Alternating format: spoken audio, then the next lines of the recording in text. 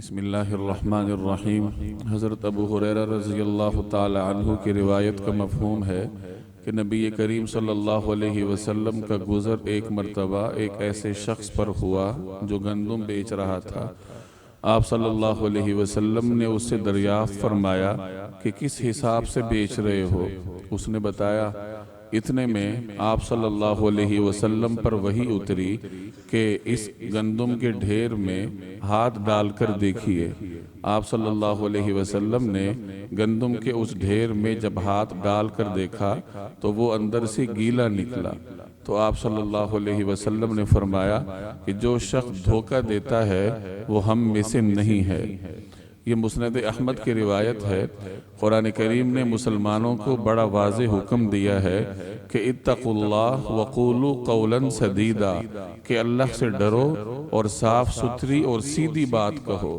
صاف ستھرا اور سیدھا قول اور صاف ستھرا اور سیدھا کام، یہ ہر مسلمان کی بنیادی ذمہ داری ہے کہ وہ کوئی بھی ایسا کام یا ایسی بات نہ کرے جس میں دھوکہ دہی کا عنصر ہو۔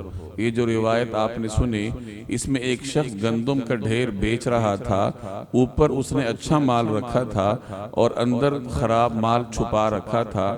عام طور پر دیکھنے والا اچھا سمجھ کر سارا بھی خرید لیتا ہے تو اچھے کے ساتھ برا بھی چلا جاتا ہے، حالانکہ قیمت اس نے اچھے مال کی ادا کی ہوتی ہے۔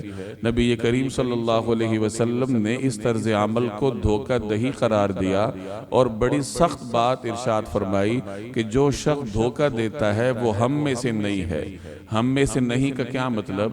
کہ وہ شخص امت محمدیہ میں سے نہیں ہے، اور دھوکہ دینے والے کا جناب رسول اللہ صلی اللہ علیہ وسلم کے ساتھ کوئی نسبت نہیں ہے۔ دھوکہ ہمارے ہاں بہت سارے کاموں میں پایا جاتا ہے، خرید و فروخت میں پایا جاتا ہے، اسی طریقے سے کہ پیٹی میں یا ڈھیری پر اوپر اچھا مال، اچھا فروٹ، اچھی سبزی رکھ دی جاتی ہے اور خراب مال اندر چھپا کر رکھا جاتا ہے۔ بیچنے والے کی کوشش ہوتی ہے کہ خریدار کو کسی طریقے سے میں فروخت کر دوں۔ جب بھی انسان کوئی مال بیچتا ہے، بیچنے والے مال میں خراب چیزیں بھی آ جاتی ہیں تو خریدار کو مطلع کرنا چاہیے۔ کم درجے کا مال بیچنا منع نہیں ہے، لیکن خریدار کو علم ہونا چاہیے۔ بیچنے والے کو یہ چاہیے کہ خریدار کو بتائے کہ اس مال میں یہ خرابی ہے، اور اس کے بعد قیمت پر اتفاق ہو جائے تو اس کو بیچ دے، لیکن بغیر بتائے خراب مال بیچنا دھوکہ دہی میں آتا ہے۔ اسی طریقے سے رشتوں کے معاملات میں بہت ساری چیزوں کو معمولی سمجھ کر چھپایا جاتا ہے، حالانکہ وہ دھوکہ دہی میں آتا ہے۔ جیسے عام طور پر لڑکی کی عمر کو چھپایا جاتا ہے، لڑکے کی آمدن کے بارے میں اور دیگر اثاثہ جات کے بارے میں غلط بیانی سے کام لیا جاتا ہے، اور مقصد کیا ہوتا ہے کہ کسی طریقے سے رشتہ بن جائے۔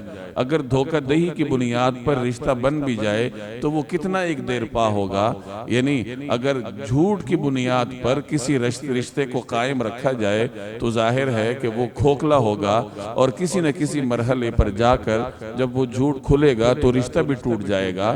تو یاد رکھیے کہ جب بھی زبان سے کوئی لفظ نکالنا ہو یا کوئی بھی کام کرنا ہو تو وہ صاف ستھرا اور سیدھا ہونا چاہیے، اور اس میں دھوکہ دہی کا کسی قسم کا کوئی گزر بھی نہ ہو۔ اللہ تبارک و تعالی عمل کرنے کی توفیق عطا فرمائے۔